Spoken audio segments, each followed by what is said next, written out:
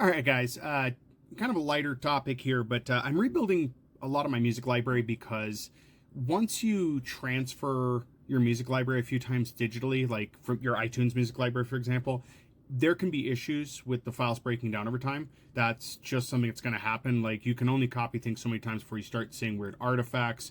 Also, I'm rebuilding because at one point in time, I was only, and this is going to make some people cringe, I was only ripping my files from CDs at 128 kbps 44.1 because of space limitations. There was a point in time when I was limited to an 80 gig hard drive, and trying to get everything at 320 was very hard. And yes, I love MP3. I will love MP3 to the day I die. I am not one of those audiophiles. I love MP3. It's a great format. FLAC, FLAC is not something I like. The file sizes are too big, and I don't hear the difference personally. So that's a personal choice. You do what you want.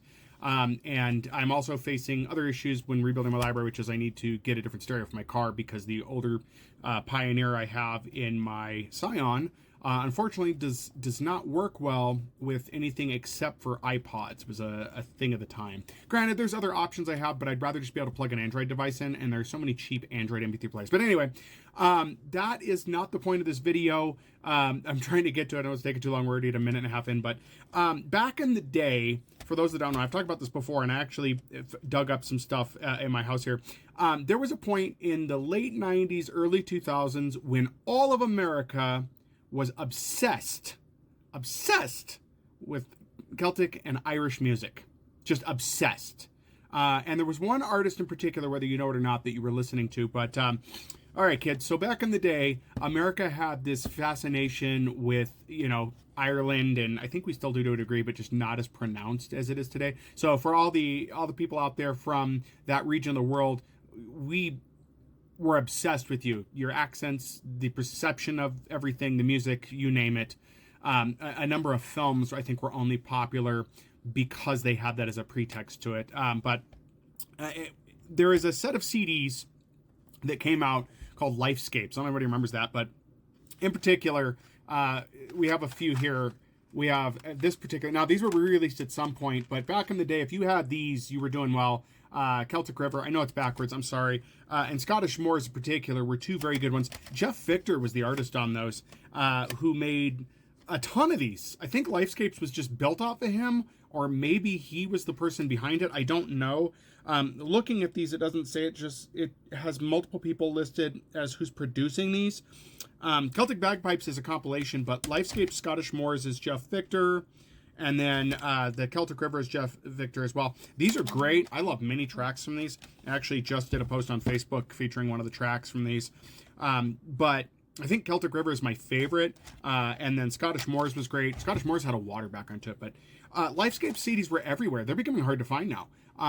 You can find these on eBay used, but the supply is dwindling. And believe it or not, even on YouTube Music, I'm having a hard time finding these. I think Spotify has some, but a lot of these have been re-released.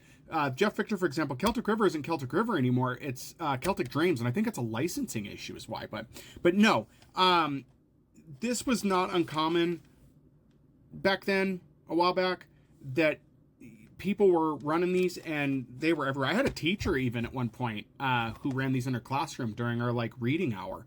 But yeah, it was everywhere. Lifescapes was everywhere. It was... at that point, like Time Life used to be. If you're older, you know the Time Life music collection. Get yours, hits of the 50s, stuff like that, where they do these compilation albums. But these were more focused. I really wish Lifescapes would put these back out in digital format, unless they're just out of business. I haven't looked too much into that. But yeah, there used to be a point in time where we were obsessed with that. I have others as well for different genres. Lifescapes covered every ethnic genre of music you can imagine. Native American drums, Native American guitar, Spanish drums. They had all of that. There was a similar theme to it.